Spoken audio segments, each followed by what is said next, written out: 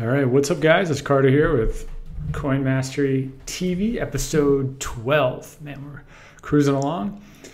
Welcome back. Today's Wednesday, July 26th. We're doing our daily updates. For anyone new, thanks for joining. Make sure you subscribe or whatever it is, like the post, share it with somebody, all the things that you're supposed to be doing. My name is Carter. I'm going to be helping you guys, just walking through what's going on in the crypto world, what happened today, what's happened this morning. I'm on the West Coast of the United States, and also helping you prepare to make hopefully better and more informed decisions so that you can really just make bigger profits and have a lot more fun doing this. So let's dive in. Over the next few days, I'm going to be doing a couple of different styles of videos. I'm going to be traveling for a while, but I will keep doing these Monday through Friday. So no worries there. Let's open it up and just get right into it, shall we? Crypto Watch. I woke up today kind of the same, right? We talked about this yesterday. There's a big difference between fear and uncertainty. And right now we're in an uncertain time, right? Nobody really knows what this Bitcoin Cash thing means and what it's going to mean for the pricing. And you're seeing that in the Bitcoin price. You're seeing it go down. I mean, this is lower than it was yesterday, but not by much. It goes up, it goes down, it goes up, it goes down. No one's really seen big swings. And swings is because of fear. Uncertainty is kind of these, wavering lines, whatever. So we're seeing a lot more of that. If you want to have a little bit more information on the Bitcoin Cash thing, go watch yesterday's video on YouTube or on the Coin Mastery TV, coinmastery.com/TV. You can watch the episodes there. But it's really just more of the same. I think that this is continuing to be an uncertain time. I also think that the exchanges are making it more difficult to move money around. So I don't think I'm going to do anything today again.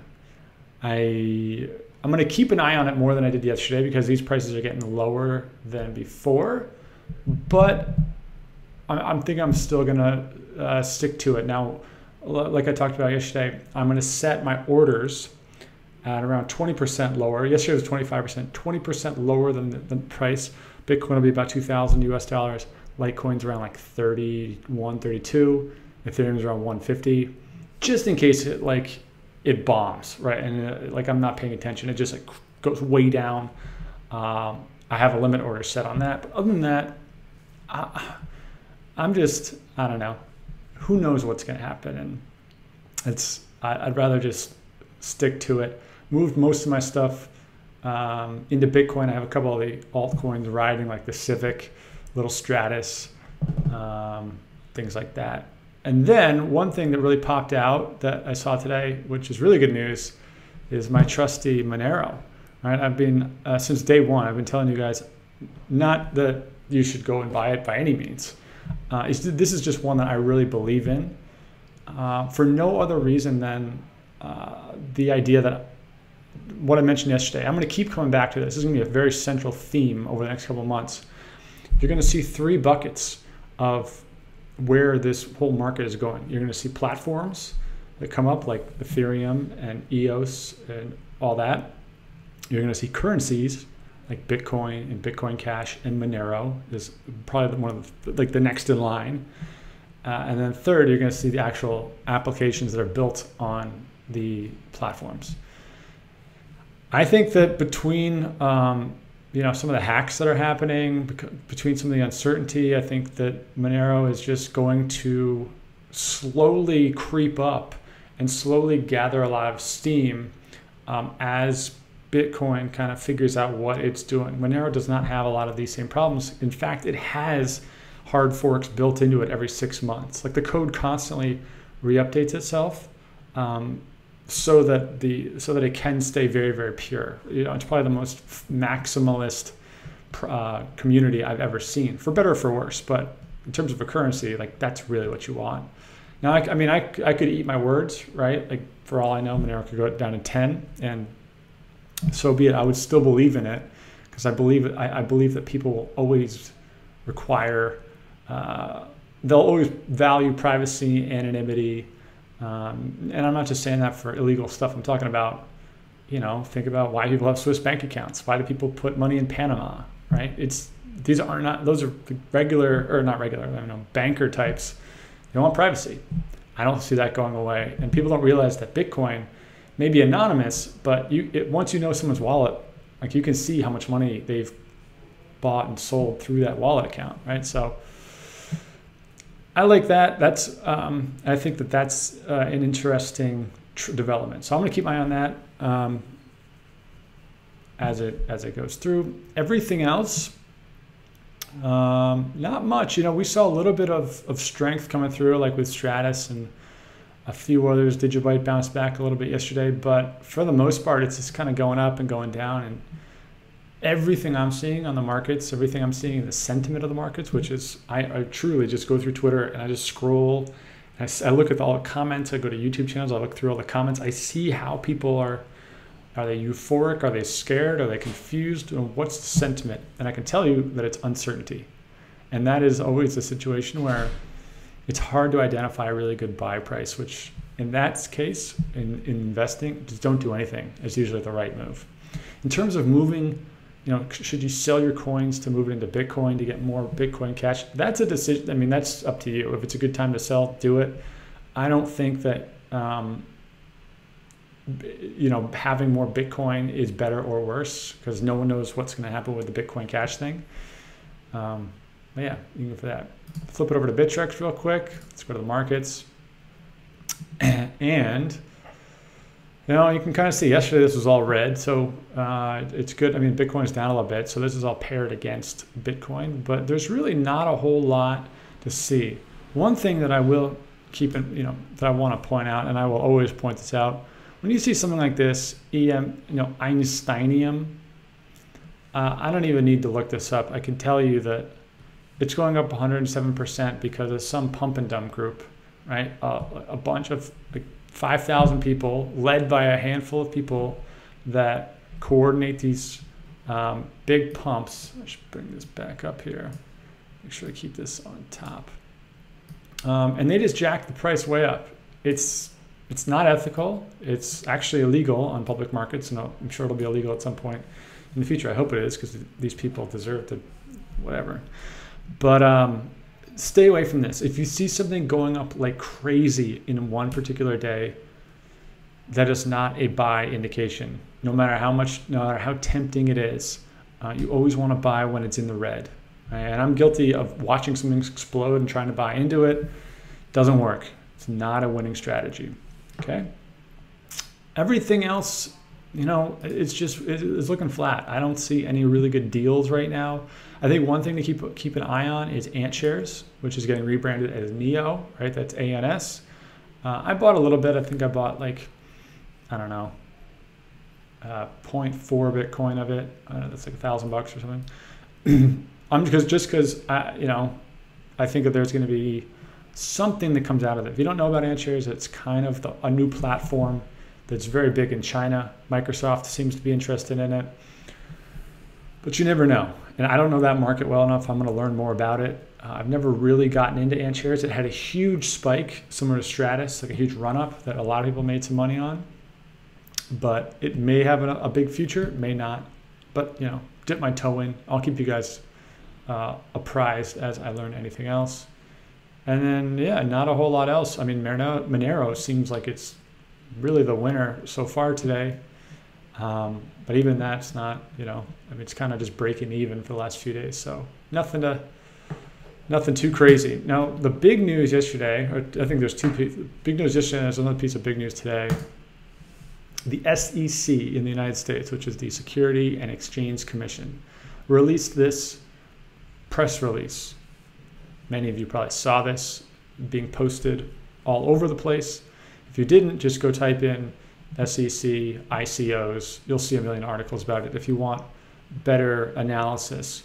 What this is really saying is that ICOs, especially the ones that are being offered to United States citizens, are technically classified as securities.